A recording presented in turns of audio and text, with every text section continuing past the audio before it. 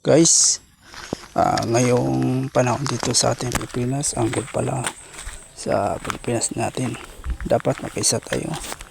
Hindi tayo magulo, hindi tayo mag-away bawat isa. Mag-isa tayo, unity. Kasi dito sa ating bansa, maraming tao labanan, support sa bawat politiko. Sa akin, neutral lang para hindi tayo mag-away. Pinsan tayo lahat, kapatid, anak. Kasi ngayon wala kung hindi tayo mag-isa. Kasi yung ating bansa kaya sa ibang lahi, ibang bansa din, kasi hindi makatulong yan mag-away-away. Dapat tupad natin ang mag-isa, unity. Yung politiko, sa kanya lang mag-neutral tayo, para hindi tayo anong klaseng usap, hindi tayo magalit. Dapat yung isa bawat natin hindi mag-initan, kasi hindi tayo mayaman.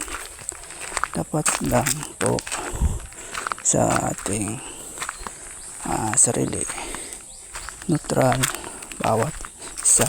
Hindi lang tayo magyapang, kasi pangit yan.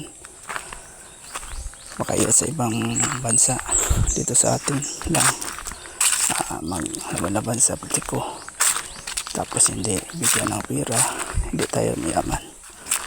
So, sa kanila lang yung mga politiko. Kasi pikit talaga kung ganun yung bali.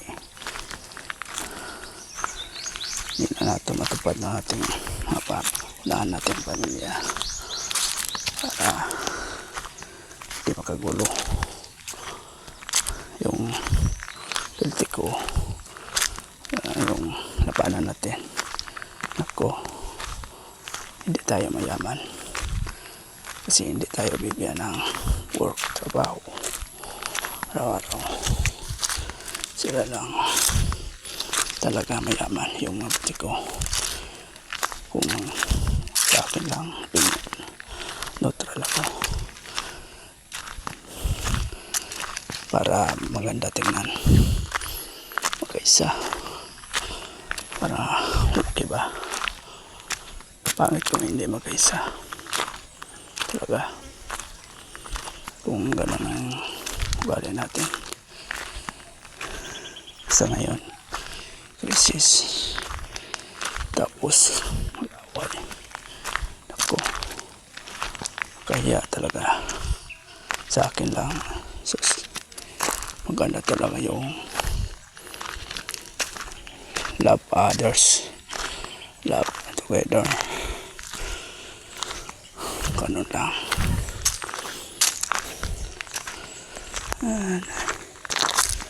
Kasi yung panahon ngayon, ako, kung padala tayo sa mga politiko na wala sinso ang ating sarili, ating pamilya, unahin natin pamilya. Kasi yan ang buhay natin. Huwag tayo magsawsaw sa mga social media ngayon, kasi hindi tayo mayaman dyan. Ang ating unahin mga pamilya, ang ating mga work, sa kanila na yan. Huwag sila, kasi gawa man sila ng mga hindi maganda, tapos mayroong mali. Ang problema lang, kung mayaman ka, safety yung mga kasalanan. Yung mahirap, kung mayroong kasalanan, kulong agad. Wala tawag ito, yung pantay process naman, guys. Talagang